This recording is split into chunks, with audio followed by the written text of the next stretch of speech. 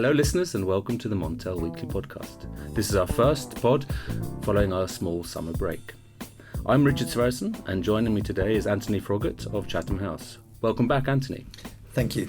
Pleasure to have you on the pod again.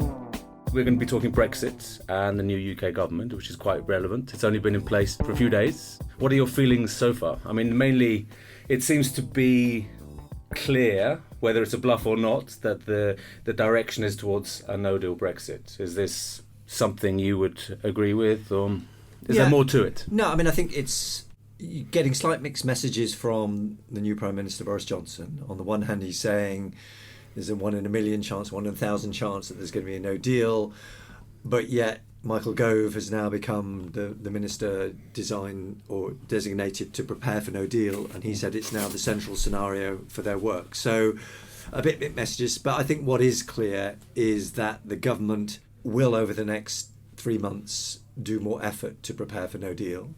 Are at the moment saying that they will leave at the end of October even with a no deal, and we know that Theresa May was saying that for a number of times, but I guess there is more belief that the current government, led by the people that were at the forefront of the EU Leave campaign, would go through with that. So their threat is that they will leave without a deal, and the hope is that they hope that will force some change within the EU so that there can be an acceptable way in which they will leave with a deal. But at the moment, you can't see any shift within the EU position. They make it very clear that the agreement on the divorce, as it were, won't change. The political declaration may change, but within the sort of leaving arrangement, the issues around the backstop, they say, are hard and firm, and that is what the British government says, the current British government says, is unacceptable. So unless one of these unacceptable things moves, then we will leave without a deal. Because it's quite an impasse, that. I mean, the Boris Johnson government is saying we won't accept the backstop, whereas the EU says it's closed. It's closed, yeah. So we can't deal with that. So we'll have to see. And there isn't actually that much time. I mean, although we're talking about 31st of October, we know the UK Parliament has gone into recession. It doesn't come back till sort of the end of August. Then we then have the party political season. So there's actually not that many days of parliamentary sitting. And we also know that the EU Parliament is going on holiday. The Commission is there, but in a slimmed down version in August. And the Commission is preparing for the election of the new Commission. I mean, so we now know who the new Commission, the EU President is, but we don't know who the other sort of members of the Commission will be. But the new government is formed of sort of quite hardline Brexiteers mainly. Now that's a significant shift. Yeah. And you have those in key ministerial positions and key advisor positions that are much more determined to leave at all costs. And I think we've seen that in the markets, I guess, is the slide in the pound over the last week. I think more people are recognising that the likelihood of leaving without a deal is significantly higher than it was before. And there's also increasing noises coming from industry, from the farmers' lobby, saying there will be protests in the street, etc., should they go ahead with a no deal. So I'm just wondering, against all this backdrop, do you think a new election is likely? I think you could say it is. I mean, I don't know. I mean, there's so many things are. In some ways, probably the next big test is: does the EU come back with a revised deal in some shape or form that they can alter with the withdrawal agreement to a degree that is seen as acceptable to the current government. The language at the moment would imply not, but we do have to remember that Boris Johnson, Michael Gove, and other key Brexiteers all did vote for it third time round. So there was only the ERG group and the DUP, and even only a small part of the ERG group that didn't vote for it. So, but anyway, either there has to be a shift in that, or they have to be able to get it through Parliament. Because there's a very slim majority as well, and it could even be reduced even further. And as of this week, it's almost certainly the Liberal Democrats will, on Thursday of this week, will win a by-election and take a seat away from the Conservatives. So down to 2. We know that there are more ex-cabinet ministers emboldened against no deal. So it seems quite likely that the Parliament will block no deal. So where does that leave us? And maybe that leaves us with a referendum, or maybe it leaves us with a election. And the Labour Party don't seem to be in a strong position either. There is the traditional new ministerial, new Prime Minister bounce, so the Conservatives have gone up in the polls. In 2 months' time, will they still be? Who knows? But it would seem a potential solution to get something through Parliament would be to change the Parliament numbers. But you have to be confident that you're going to get it. Absolutely. And that probably would require a coalition, some sort of deal with the Brexit Party, because otherwise they will probably split the vote. Yeah. Or it could go the other way. It could be majority for Remain, potentially. Yeah. With Labour and Lib Dems, if the Lib Dems make some sort of comeback, or who knows? So but there are lots of variants, but it does seem unlikely with the current Parliament that they will get a no deal through. Yeah. Do you think there could be an extension again to Brexit? The EU has said that that's possible, but the current government has ruled it out. The language of ruling out is it's possible. So if the likelihood is growing greater, the likelihood of a no deal is growing ever greater, where does that leave the energy sector? For me, the key issue about no deal isn't necessarily about the future relationship. It's the fact that you lose the transition period. Okay. Yeah. So in terms of within the withdrawal or within the political declaration, it wasn't really clear about what the future relationship would be. It would just be to say, and now we're going to negotiate the future relationship. So the key issue was that within the withdrawal agreement, it said that the UK would remain part of the EU institutions and rules through until the end of 2020. So that gave an additional, at the time, 20 months in order to put in place or to negotiate something and then put in place the arrangements. So not having that is the key question. What are the implications of that? Well, it just means, for example, how you operate the interconnectors. As of the 1st of November, assuming that there's no deal, the operation of the interconnectors no longer falls under EU regulations. So what has to be put in place, which there was being prepared and being put in place for the end of March, was that there would be bilateral legal arrangements between each end of the interconnectors. So the UK and the Netherlands and UK and France would have these put in place. So, and you go to explicit auctions rather than implicit, for example, in the trading arrangements. But you have to have the legal framework first to have that, and then you have to have the trading arrangements. So these were being prepared for the 31st of March. Presumably they can be dusted off and put back. So in certain areas, I think where there are very, very clear legal frameworks that needed to be put in place, that will be fine. I think the other questions, though, are, although trading will continue to take place across the electricity, across the gas interconnectors, again, that will continue to occur. But there may be issues, for example, there is solidarity agreements between member states about supplying of gas in the event of lack of supply within one member state.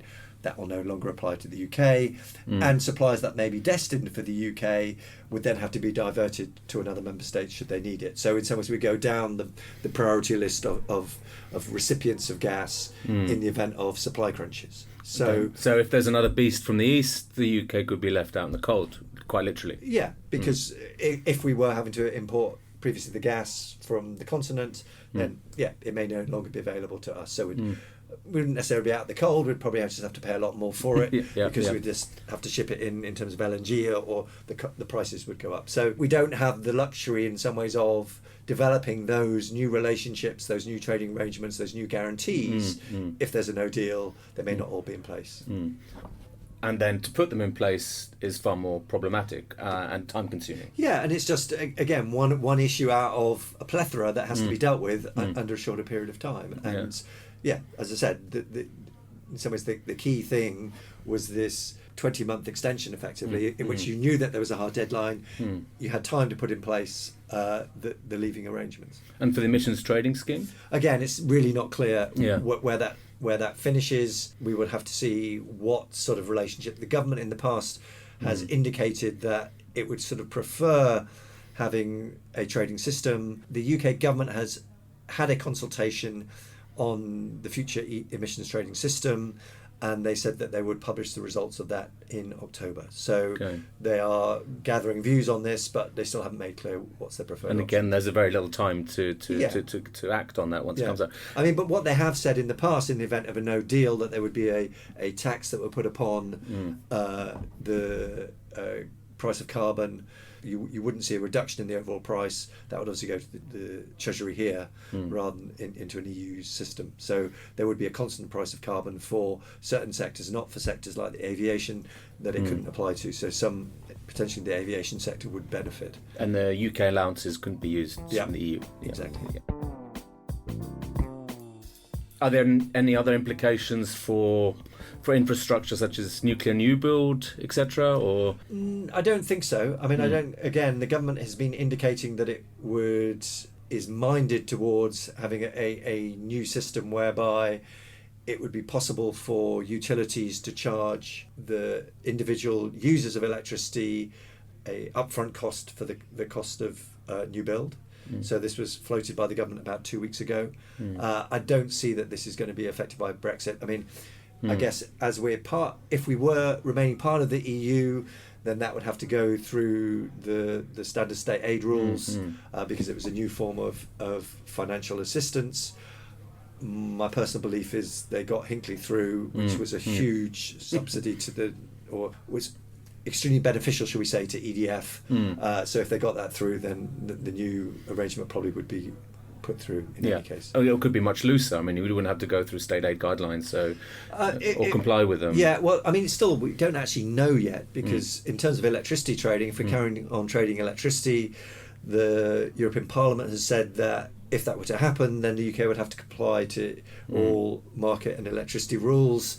So maybe we still have to apply to some sort of state aid rules. Who knows? It's still still the only certain thing is the uncertainty in a way. Yeah, but as you said, I mean, it's probably a likely to be a looser arrangement. But in terms of the nuclear construction, I don't think that's going to happen. What about the new government's energy policy? Do we know anything about the way Boris Johnson thinks in terms of electricity or gas? Not really. I mean, we've been waiting for some time for a white paper that the government was supposed to bring out before the summer, which indicates more in terms of the future direction. That hasn't happened. I mean, I guess it probably didn't make much sense to put it out just before you get a new government. So one assumes that there will be more time spent on developing that. In terms of Boris Johnson himself, he, when he was Mayor of London, was supportive of action on climate change and talks about his record in glowing terms. In the first sort of Prime Minister's question time, he was asked if he would declare a climate emergency. That I don't know if the Parliament had passed a amendment declaring this a couple of months earlier. He didn't take up the offer to say that. So whether or not that he's taking a step back or whether or not he just doesn't like that language, we don't really know. But we'll have to see. What about members of the cabinet? I mean, there's quite a diverse group, and there's not a lot of. I mean, some of them have uttered or some sort of quite anti-renewables or not generally. Yeah.